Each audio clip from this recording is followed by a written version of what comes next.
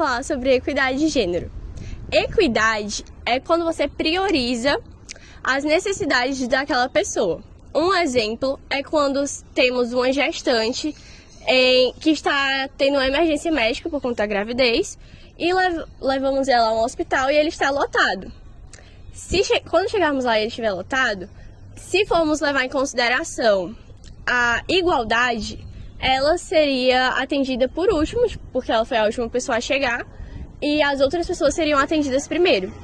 Agora, se nós priorizarmos a equidade, ela seria atendida primeiro, pois ela estava necessitando mais naquele momento. Agora eu vou explicar o que é a equidade de gênero.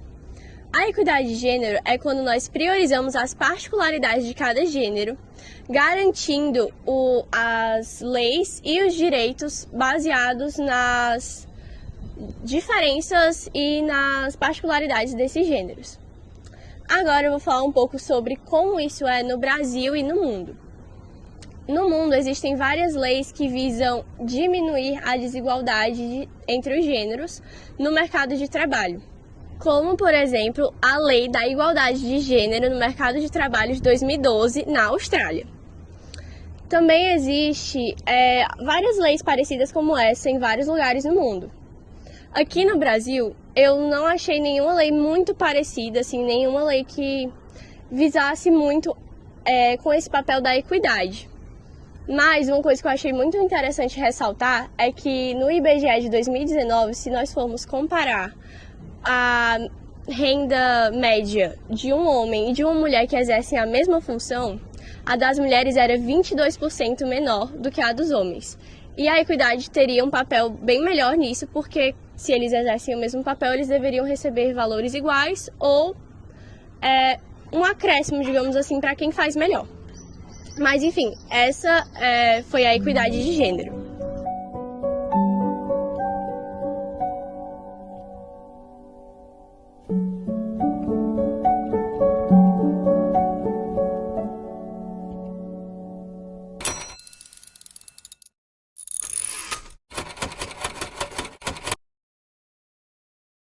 No mundo de hoje, a proteção da mulher é muito mais do que uma necessidade básica, é um direito humano fundamental. Em várias partes do mundo, a gente pode perceber que o índice de violência doméstica e sexual das mulheres vem aumentado muito. Em um estudo global, a ONU Mulheres destacou que 35% delas sofrem algum tipo de violência física ou sexual de seus parceiros ou parentes. Para combater esse problema, diversas organizações estão desenvolvendo estratégias inovadoras para solucioná-los. Podemos citar a Associação Fênix, que desde 2006 vem ajudando mulheres em casos de violência. Citando agora uma lei legislativa, podemos incluir a Lei Maria da Penha, que foi sancionada em 7 de agosto de 2006. Sim, ela só tem 17 anos. E é tão estranho pensar que uma lei tão importante para a nossa proteção foi criada há literalmente 17 anos atrás.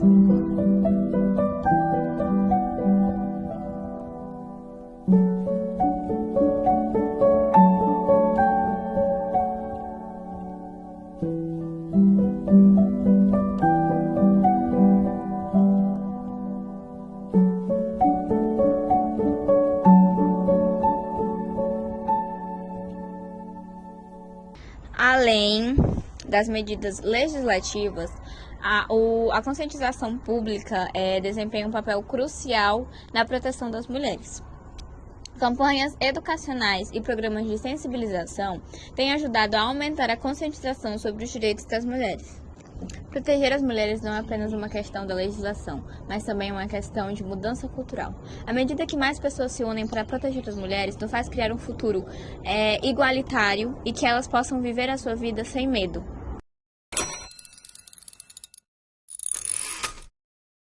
Boa tarde. TA1 me convidou, as meninas me convidaram para falar um pouquinho sobre equidade de gênero e proteção das mulheres. Quando a gente pensa em equidade, a gente tem que partir do princípio da etimologia da palavra mesmo. Diferentemente de justiça de gênero, equidade ou igualdade de gênero, ele busca equiparar a partir dos privilégios, a partir das oportunidades, os mesmos acessos que as mulheres teriam em relação aos homens. Então não é partir do princípio que as mulheres elas vão ter o mesmo, digamos assim, partir do mesmo local que os homens, porque os homens eles detêm alguns privilégios a mais que as mulheres. A gente parte do princípio de que essas mulheres, a partir desses não privilégios que elas acessam, elas vão ter alguns, digamos assim, alguns paliativos para com que essa equidade ela acabe se igualando. Tem uma imagenzinha que as pessoas sempre usam dos caixotinhos, não sei se vocês já viram, que se a gente usar o mesmo caixote para pessoas de alturas diferentes, elas vão ficar desniveladas. A equidade, ela busca nivelar essas pessoas pensando nessas disparidades que elas têm. Então a equidade é isso. Quando a gente parte do princípio da equidade, é dar uma ênfase maior na educação de mulheres, é promover cotas de acessibilidade dessas mulheres, por exemplo, a questões políticas, é promover o nivelamento salarial dessas mulheres, é ter programas e campanhas de proteção para que elas consigam acessar locais que atualmente a gente não consegue acessar, para que a gente consiga chegar a instâncias maiores de governamentais, instâncias maiores dentro da educação e assim a gente possa ao longo dos anos ter uma equiparação com os homens, por exemplo. Quando a gente pensa já o tema de proteção das mulheres, a gente tem que partir do princípio da violência mesmo. Hoje as mulheres elas sofrem o maior índice de violência, de feminicídio, de assédio, e aí é pensando principalmente o machismo estrutural que hoje a gente tem na sociedade.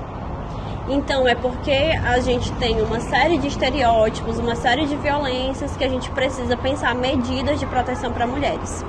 Hoje a mulher ela tem um local de vulnerabilidade na sociedade, pensando como hoje a gente lida com essas questões. Em que sentido?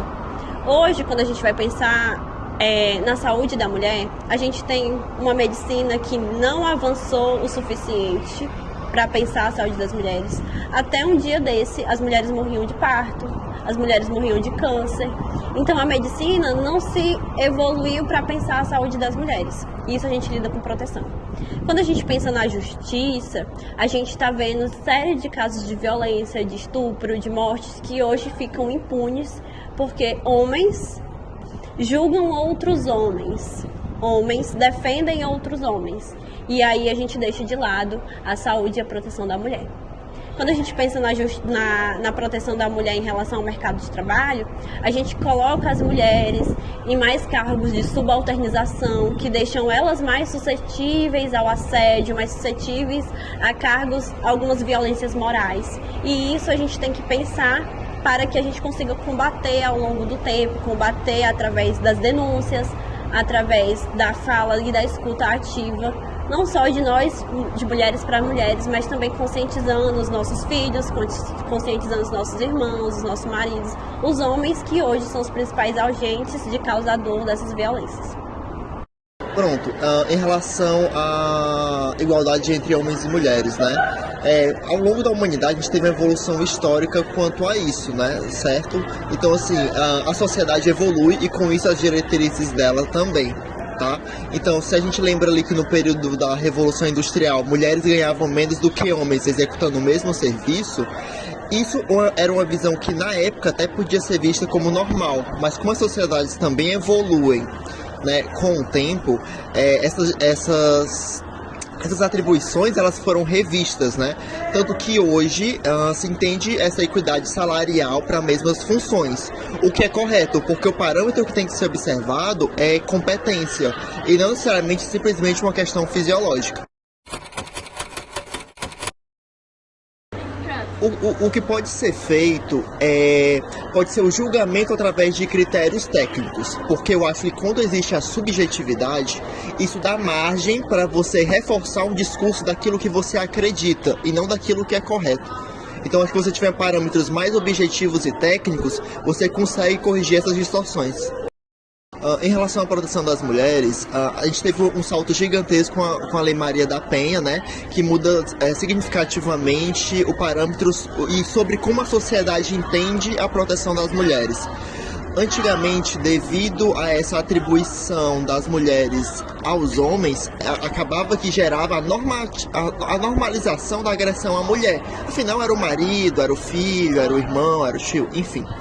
Então, eu acho que além da lei que já existe hoje, é necessário também que haja um acompanhamento melhor, uma proteção. Por quê? Porque por vezes há uma subnotificação dessas agressões. Ainda há muitas mulheres que têm receio de não serem protegidas.